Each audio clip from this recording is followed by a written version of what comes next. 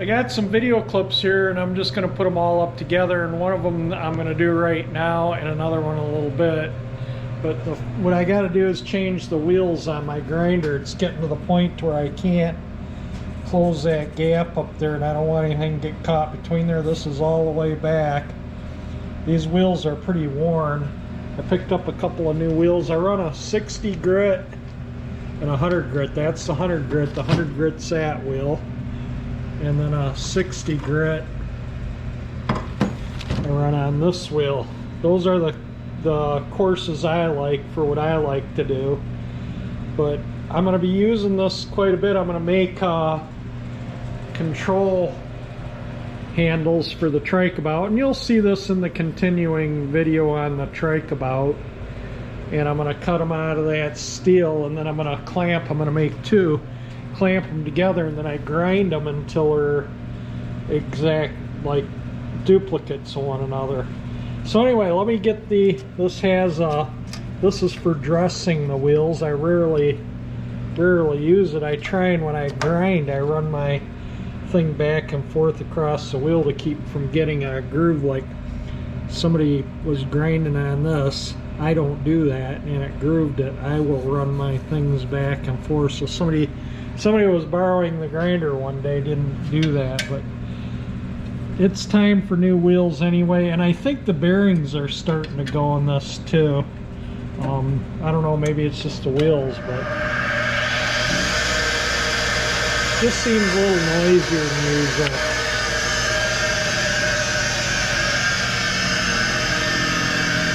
If the bearings go out, I'll put new bearings in it, or I'll find. I see these occasionally in estate sales.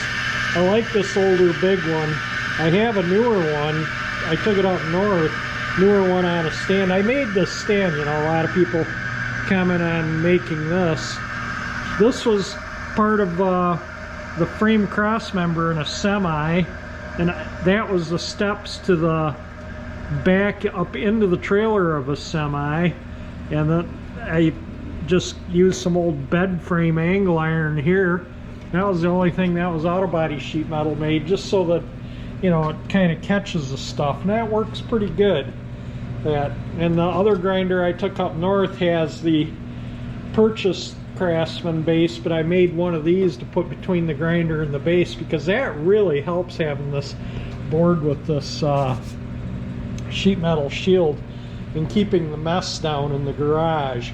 And when you work in your garage and do everything as a, you know, this is my everything, right down to my paint booth. So the key is keeping things clean to where paint and stuff, you know, when I paint those rockers, if I have to redo them, I'm probably going to have to paint them in here.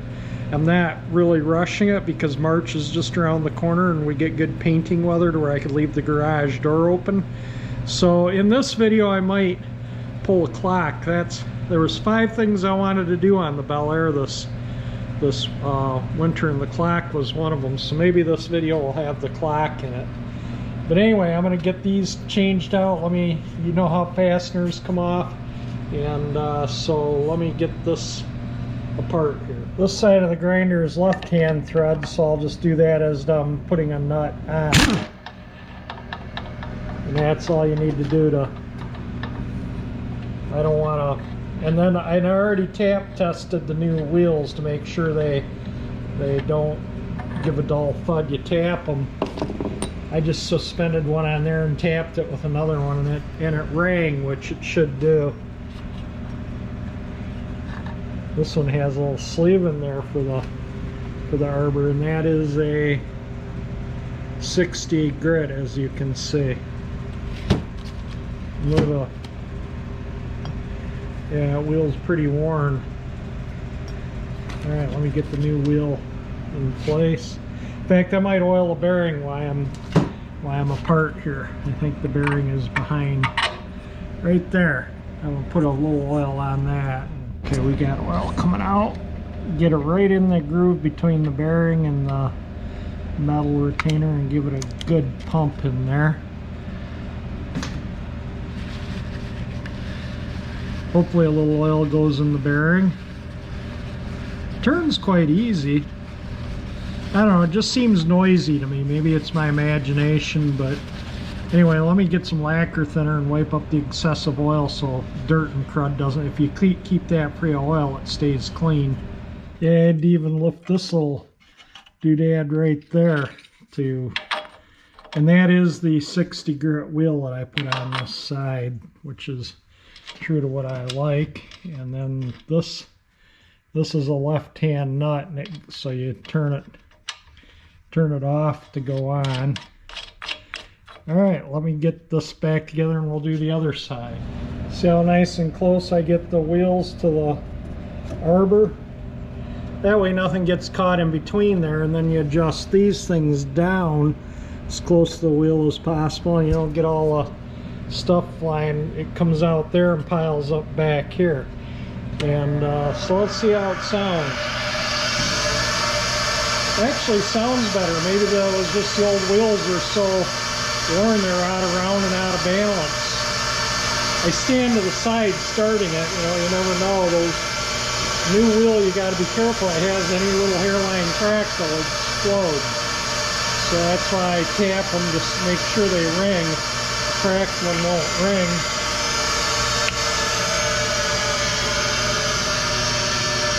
Yeah, it's a lot quieter now. The oil in the bearings might have helped too, but yeah, I think new wheels made all the difference in the world. Well, it'll be nice having new wheels on the grinder. They're kind of getting to, I mean, this one has a good sized groove on it if it shows up. Yeah, that took care of the noise. So either oil or new wheels, one of the two. It sounds good now. On to the next bit in this video. And if you're interested too, those lights, this had like regular C7 nightlight bulbs and they're useless. Those are LED sewing machine bulbs, and I'll tell you what, they don't burn out from the vibration or grinding. They've been in there a long time and they're so nice and bright. They really light up the scene. This is that riveter I have. I was going to use on the grill screen moldings of the Bel Air. You can see the shape of the tip. It was really cruddy, so I ended up throwing it in when I realized it didn't work because this was too big to fit in there where those metal bits were, and I just threw it in the bead blast cabinet and finally just bead blasted it and painted it. But this, just so it looks good, so you put your rivet in whatever you want to rivet.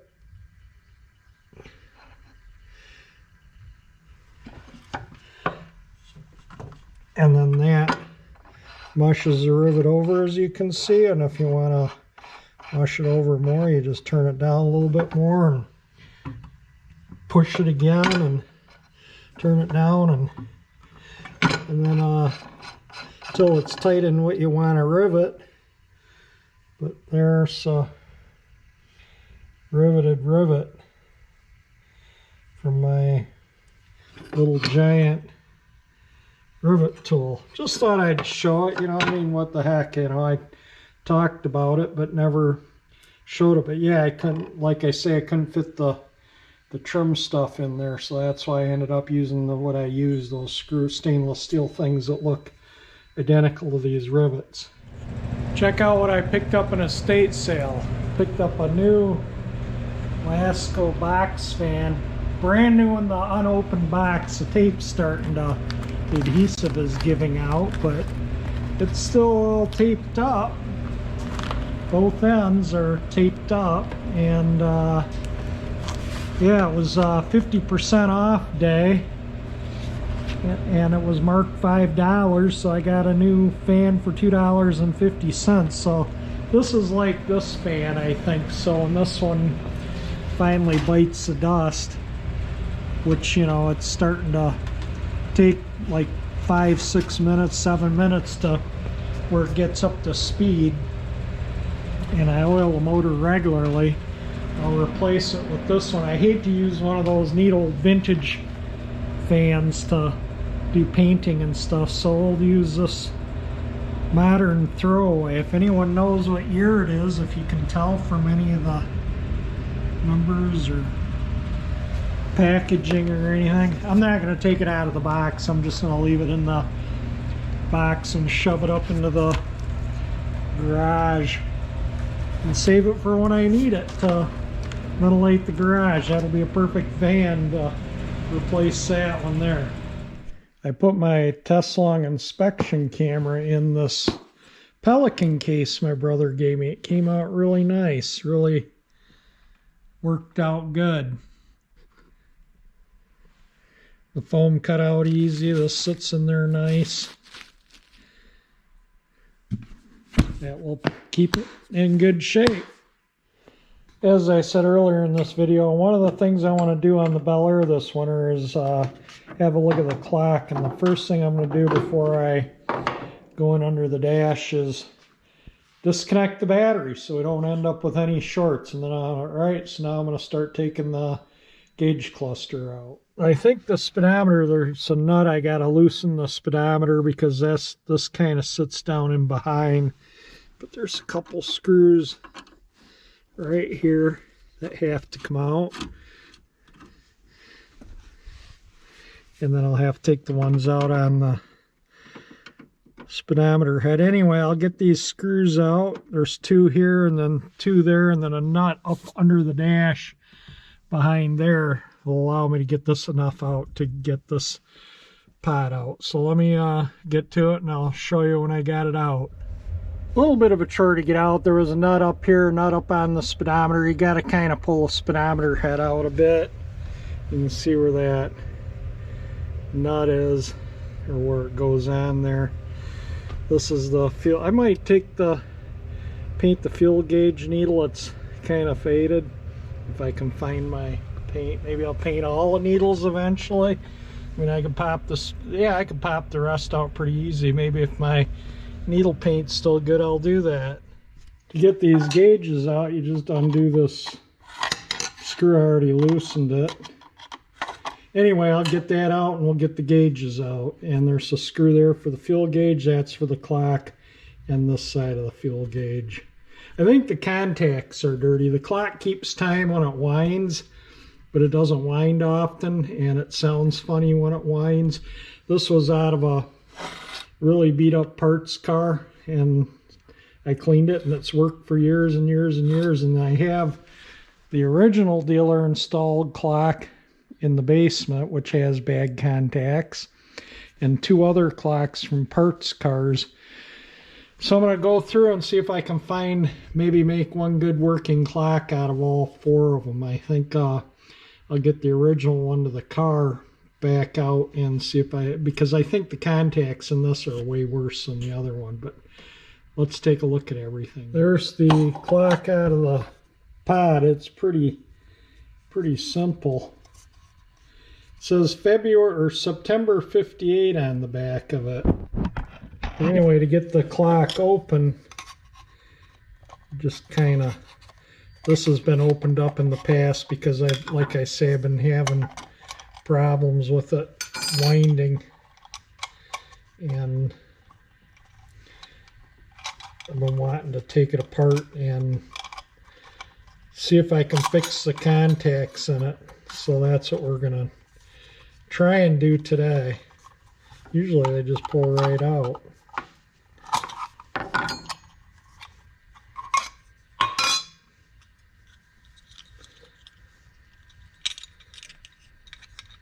Should take that time adjustment knob off so I can get the face off. I might be able to clean them. They're still okay.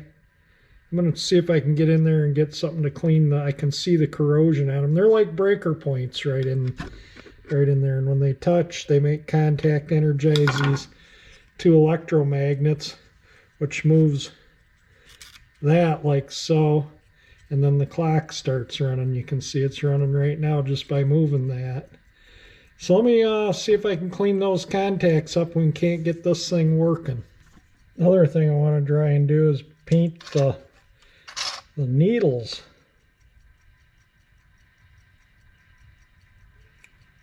We're going to try it.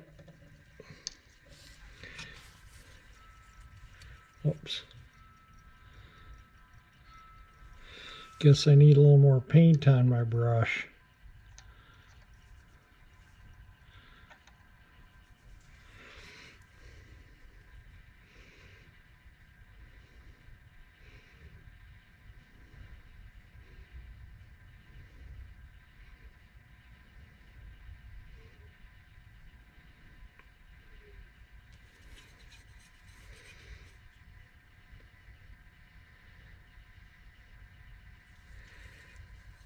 There we go, that looks a lot better.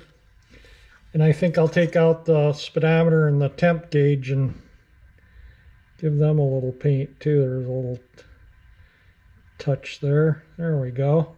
That looks fantastic. I'm going to clean the brush and go pull the speedometer and the temp gauge and paint them too. 3 screws held the speedometer into the speedometer pod. That was the nut I had to get off, and these 2 screws, and undo the speedometer cable. And I'm going to lubricate the speedometer while it's out, along with painting the needle. The speedometer needle isn't nearly as bad as what the gas gauge needle was, and the face is in nice shape on this too. All right, let me get that painted. I'm not going to video because, like I say, it's just the camera kind of gets in my way, and I want to get this right. I figure why it's apart, why not clean it all up too? So anyway, I cleaned the lens. There, maybe you can see better there. But when I was holding them up to the light, they're kind of foggy looking, and after I clean them, they're as clear as a bell. This has never been apart, these temperature oil. I've never had that apart. I've had that apart once, and obviously that's the original clock back in the car now, the dealer installed clock. This one, the contacts are just too worn, and I could get it winding again, but this one, the contacts were just mainly dirty, so I just got in there, and I didn't video it because it was really super fussy close up, and I had no real way of putting the camera in to video it. So anyway, that is installed, and hopefully it works. There you go. Somebody just dropped by, so I had to stop for a moment. The temperature gauge's needle is painted, and I painted that little thing for the idiot light cluster. Yeah, it's just screwed on. It's a little metal thing you can take off too. I've done these before when I've restored them for other people, but I'm going to clean this dirt out of here, and yeah, we'll clean it up a bit before we put it back together. They look really nice, all cleaned up with the needles painted. I've been wanting to do that for a long time. The gas was reading up because I was tilted. If I tilt it upside down, it goes all the way over to full. So that's why the fuel gauge was reading a little bit. It's just the way it's sitting. The temperature gauge will do the same thing. That's just the way they do. And I'm going to oil the speedometer a little bit here, and I'm going to put oil around this thing here and then down in the cable a little bit. Usually use graphite, but I don't have any, and this works good on the speedometer. The cable graphite works better, but I'll just let that sit there and it'll soak down in there a little bit, and then I'll put a couple more drops on it. I'll just do that a couple of times. That keeps that lubricated. If you hear speedometers squealing, it's often because that's dry of oil. Speedometer's all lubed up. I'm going to put this and this gauge in first, get them installed, and then I'll put this one in. You got to take that one out to get either one of those ones out. I'm going to put this one in right now. Show you when it's all together and done. It'll look good. I'm so happy with. I've been wanting to paint those needles for a long time and clean the backs of the lenses. These have never been apart ever, so they needed it. That one had been apart. That one had been apart, and the clocks over the years probably several times, because every 10 years or so I got to clean the contacts and clean the clock, and then they keep perfect time again. So I've never had a problem with them as long as you just keep them clean. There's the dash all back together and totally clean, and it's been about 45 minutes and the clock is still keeping perfect time. So hopefully we'll just keep an eye on it. And I'm going to check the instrument panel running lights. So I'm going to turn the lights off in the garage. Well, I've come out here at night to see how the instrument lights look in the total pitch dark. And they look good. I don't know how well this camera, the GoPro doesn't video good at night. And the clock is still keeping time. And the radio is not illuminated because the switch isn't on. There we go, we'll illuminate that too. Yeah, it looks good. Like I say, the GoPro just doesn't show it up that well. You can see, well, it doesn't even show the parking lights out in front of the car. But anyway, I just wanted to show them illuminated in the dark. I'm going to try and show you the winder thing, the little contact that needs to be cleaned in these things, and I don't know if I can or not, but I cleaned the one on that other clock, and I've really looked at this one, and this one could be cleaned too. It's not as bad as I thought it was, but the contact is right. And get some of the stuff off my paper clip so I can touch it. That's the contact right there. I don't know if that's showing up in the video or not. Let me, right there's the contact. And it's still all there. It's got a little notch, it touches that right there. And then that gives it electricity to wind the energize the electromagnets, which winds it. And I think that could be, I could probably just take a little something about this size with some 600 and just, in fact, just maybe even going in there with this paper clip sometimes, and I can see it's got a little groove cut in it right there from where it hits at. So I could probably just take that ear and move it out a little bit. It'll probably wind every time. Yeah, I can't push it with this, but $10 says if I move that out that way to where it makes a new, so that's pretty wide, that contact, and I can definitely see a slot where it touches that. And I put any money on it, if I move that out to touch a fresh spot on that, this clock would work perfect. It keeps time, perfect time if it winds. You can see it's running right now because I manually wound it. Those electromagnets move this. That's what winds it. So that is a fully wound clock right now. Yeah, there's no doubt I can get this clock going again. I think they just started touching the contacts, and I did readjust them and try and clean them. Let's see if this thing winds. It did. It totally wound. Yeah, all I did was realign that to where that contact hits on a spot that isn't damaged. Let me let it run down a little bit, and let me get my light, and you can see that thing move. Yeah, I don't know, hopefully you can, it's closing down. Hopefully this doesn't blind it out, but I can see that contact coming down. I'll edit the video so you don't sit here and watch it for hours.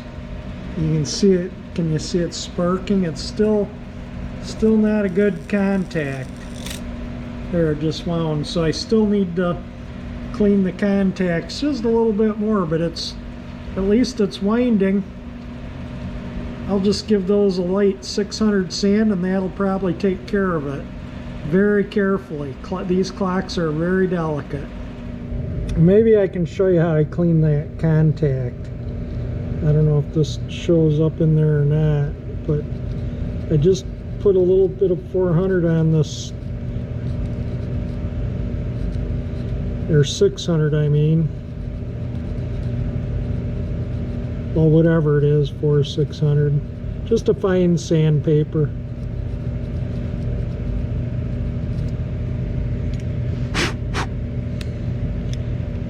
Let me go power it up and see if it winds.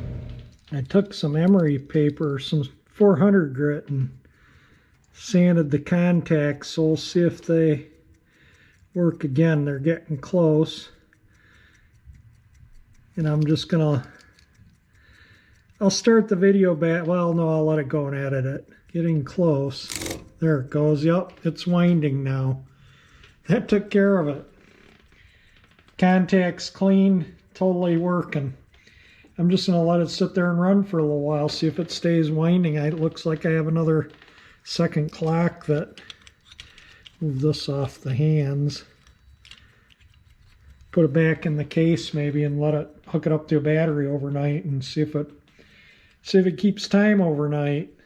I cleaned the contact with a Q-tip with some alcohol on it, and I don't know if the crud that shows up on the tip of that thing's really dirty right in there. I don't know if it shows up, but there it just wound. The clock is working perfect. It's winding and keeping time. It's been, I don't know, maybe 15 minutes now, working perfect. So I think that clock is repaired because it kept perfect time right up until this last year. It wasn't winding properly, but when it would wind, it would keep time, but a lot of times it wouldn't wind, and I think it was just, now that the contacts are clean, it works. I have to hunt up the other clock that I have and get it working too. Say I put the one that was in the car when I got it back in, just cleaned the contacts really good, and cleaned the mechanism too, and it's working pretty good. So hopefully it'll stay working. So if you like the video, definitely hit the like button.